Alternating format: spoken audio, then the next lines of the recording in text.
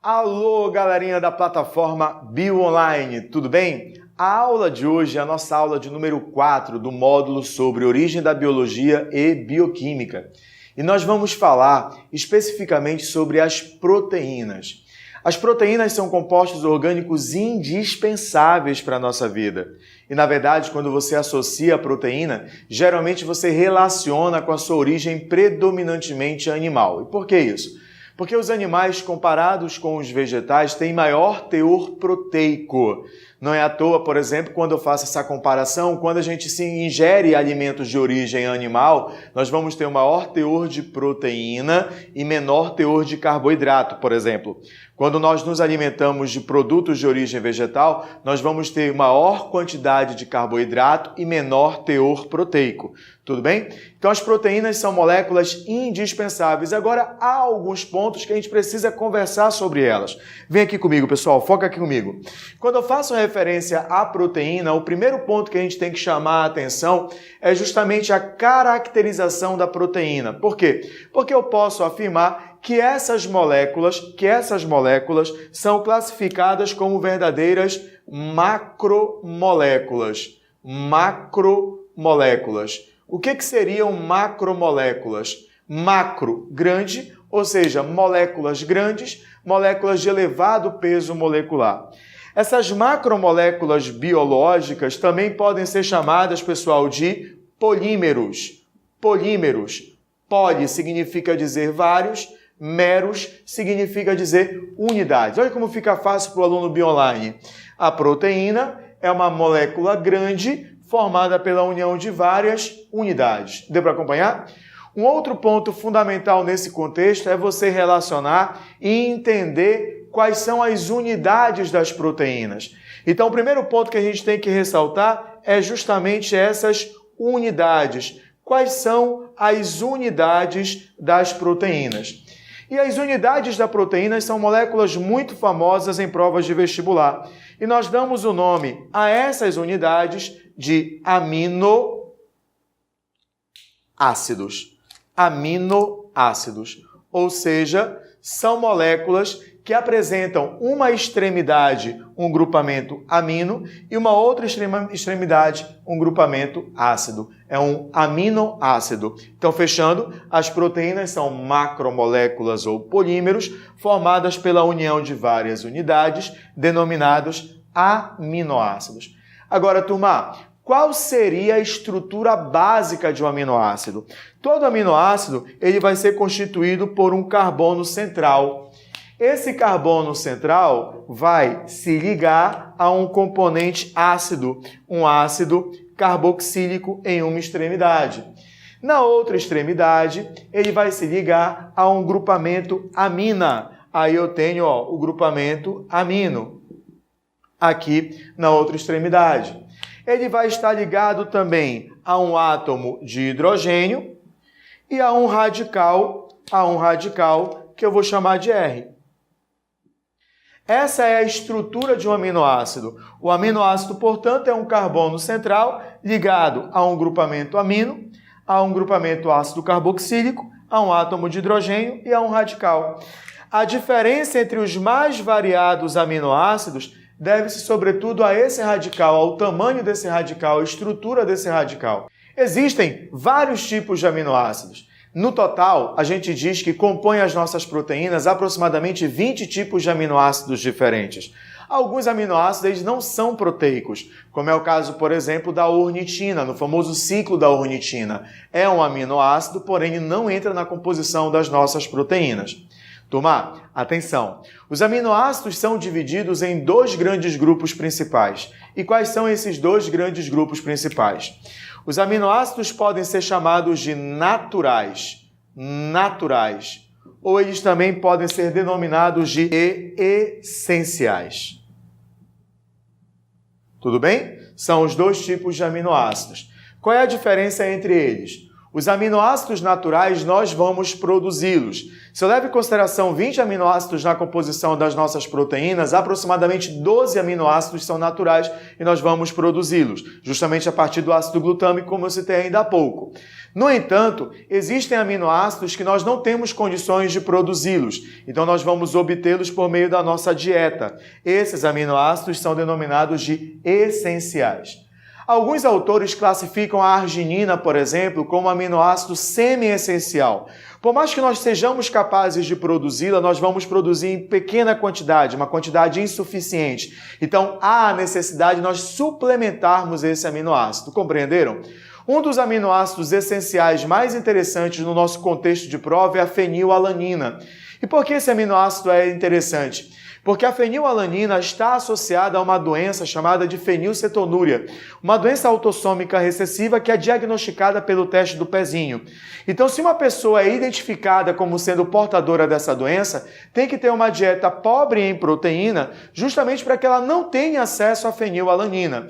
Inclusive, esse aminoácido essencial faz parte de um adoçante, o aspartame, que é um dipeptídeo. Um dos aminoácidos que compõem esse dipeptídeo é justamente a fenilalanina. Pessoas portadoras, por exemplo, dessa doença não podem ingerir esse aminoácido, correto? Então, a sua alimentação ou produtos que eles possam obter, possam consumir, precisam ser diets. Por que diets? Porque eles são desprovidos de uma substância que pode causar prejuízo à saúde de determinados indivíduos. Cuidado agora, vamos fechar aqui? Olha aqui, ó. As proteínas são macromoléculas ou polímeros biológicos formados pela união de várias unidades, denominadas aminoácidos, que são formados por um carbono ligado a um grupamento amina e a um grupamento ácido carboxílico, bem como a um átomo de hidrogênio e um radical que vai diferenciar os 20 aminoácidos, que são divididos em naturais e essenciais. Os naturais são aqueles que nós vamos produzir. Os essenciais são aqueles obtidos por meio da nossa dieta. Agora, galerinha, já sabemos o que é uma proteína, já sabemos do que ela é formada, mas é fundamental que você entenda que essas unidades, que esses aminoácidos vão se unir. Então, é fundamental que você leve em consideração que a união entre esses aminoácidos ocorre por meio de uma ligação, que é denominada de ligação peptídica. Ligação peptídica. A ligação peptídica, portanto, é a ligação estabelecida entre dois ou mais aminoácidos para compor uma proteína. Esta ligação peptídica, olha como ela acontece, pessoal. Eu tenho aqui, ó, o grupamento amino de um aminoácido. Olha aqui, eu estou representando um aminoácido, perfeito? Olha aqui, ó. Representei um aminoácido e eu vou representar um aminoácido vizinho, só que com outra cor, para você perceber. Olha aqui, ó.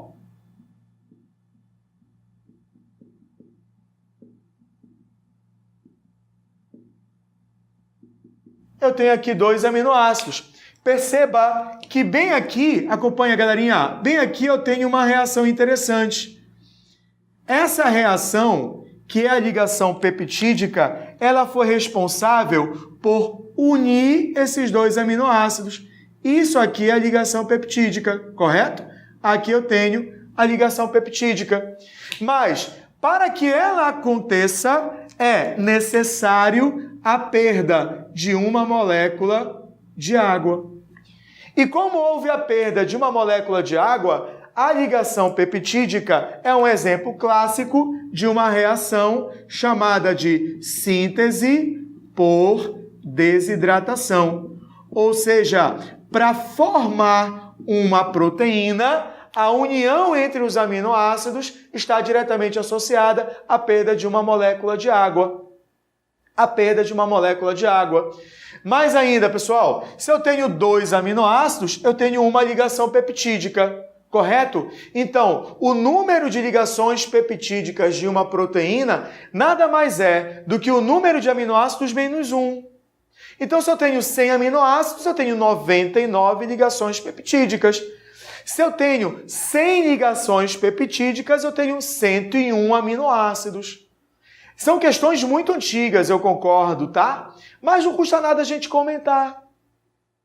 Então, galerinha, a união entre os 2 aminoácidos damos o nome de ligação peptídica. Peptídica.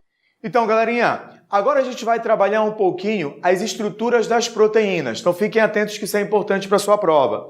Sempre que você fizer referência à estrutura proteica, é fundamental que você lembre ou leve em consideração que a proteína ela pode estabelecer 4 tipos de estruturas diferentes. Atenção agora, pessoal, atenção agora. A estrutura de uma proteína ela vai ser determinada fundamentalmente pelo tipo de aminoácido que vai compor essa proteína. Então, se nós representarmos aqui um aminoácido, não vou nem representar um, vou representar logo 2 aminoácidos, tá? Vou representar 2 aminoácidos. Olha aqui, galerinha, olha como nós temos aqui, ó. Nós temos 2 aminoácidos representados, correto? Então, toda proteína tem 2 aminoácidos ligados por meio de uma ligação peptídica. Essa ligação peptídica envolve uma síntese por desidratação. Então, nessa ligação, eu vou ter a perda de uma molécula de água. Bem aqui, pessoal, eu tenho uma situação interessante, que são esses radicais. Por quê? Sempre que você fizer referência apenas à ligação peptídica, ou seja, a sequência de aminoácidos de uma proteína, você diz que ela é uma estrutura primária. Então, a estrutura primária nada mais é do que a sequência de aminoácidos da proteína. No entanto, esses aminoácidos podem interagir por meio de pontes de hidrogênio. Os seus radicais podem interagir por meio de pontes de hidrogênio. Quando há interação por meio de pontes de hidrogênio, eu já tenho a estrutura secundária. É quando são formadas as folhas alfa e beta pregueada de uma proteína. No entanto, esses radicais podem apresentar enxofre. E quando há interação por meio de enxofre, que nós chamamos de ponte de sulfeto, já é a estrutura terciária. Então, estrutura primária, apenas a ligação peptídica. Peptídica mais ponte de hidrogênio, secundária. Peptídica, ponte de hidrogênio e ponte de sulfeto é a estrutura terciária. Mas algumas proteínas elas são formadas por várias cadeias polipeptídicas, como acontece, por exemplo, com a hemoglobina. A hemoglobina é formada por 2 cadeias alfa e 2 cadeias beta. E essa proteína, formada por mais de uma cadeia polipeptídica, ela assume o padrão de estrutura quaternária. Então, estrutura primária, uma ligação, que é a ligação peptídica, secundária, 2 ligações, que é a peptídica mais a ponte de hidrogênio, terciária, 3 tipos de interações, peptídica, ponte de hidrogênio e ponte de sulfeto, quaternária, quando a proteína é formada por mais de uma cadeia polipeptídica. A principal estrutura de uma proteína é a primária e a partir dela as outras estruturas irão ser formadas. E, sobretudo, você precisa tomar cuidado com um detalhe. É que as proteínas podem sofrer variações de estrutura, tudo bem? Alterações estruturais. Quando a gente fala em alterações estruturais de uma proteína, nós podemos falar de um processo denominado, pessoal, de desnaturação. A desnaturação de uma proteína, geralmente você relaciona com 2 fatores ambientais. E quais são os 2 fatores ambientais? Nós teríamos a temperatura e, além da temperatura, a variação do pH da solução. Acompanha aqui, pessoal, concentra. Em elevadas temperaturas e variações de pH, a proteína sofre uma desnaturação. Essa desnaturação é uma alteração estrutural. Muda a estrutura da proteína. Essas alterações em termos de temperatura e variação de pH vão influenciar as pontes de sulfeto, as pontes de hidrogênio, a possível ligação peptídica. Então ela muda o formato da proteína. Tá me acompanhando, pessoal? É uma alteração estrutural. Concentra aqui. Sempre que eu falo em temperatura e pH, eu posso desnaturar a proteína, na qual há alterações nas estruturas quaternária, terciária, secundária, mas nunca a estrutura primária. Por quê? A desnaturação não altera a estrutura não altera a estrutura primária. Por que, Marcos? Fácil. A estrutura primária é a sequência de aminoácidos. Essa sequência de aminoácidos, ela é determinada por quem? Ela é determinada pela sequência de DNA. Então, para que haja uma alteração na estrutura primária de uma proteína, é fundamental que ocorra uma mutação. A variação de temperatura, a variação de pH não altera a sequência de aminoácidos da proteína, altera a conformação espacial da proteína. Então, quando eu faço referência à desnaturação, eu estou fazendo alusão à alteração das estruturas quaternária, terciária, secundária, mas não na primária. Para alterar a primária, que é a sequência de aminoácidos, é necessário que ocorra uma mutação. Quando você analisa o ovo, ele está repleto de albumina, que é uma proteína abundante, que ela vai ali auxiliar, inclusive, toda a estrutura do ovo, do embrião e o processo nutritivo desse embrião. É também uma proteína fundamental no nosso sangue, ela determina a nossa pressão osmótica. A albumina é fundamental no nosso plasma sanguíneo. Acompanhe aqui o raciocínio. Quando você frita um ovo, você aumenta a temperatura e aí você causa uma desnaturação. Porém, essa desnaturação ela é reversível ou irreversível? Irreversível. Você não consegue voltar à condição normal. Alguns processos de desnaturação são reversíveis, outros são irreversíveis, mas qualquer desnaturação é alteração da estrutura de uma proteína, quaternária, terciária e secundária, mas não a primária. Para ocorrer a primária, tem que ter, de uma certa maneira, uma mutação.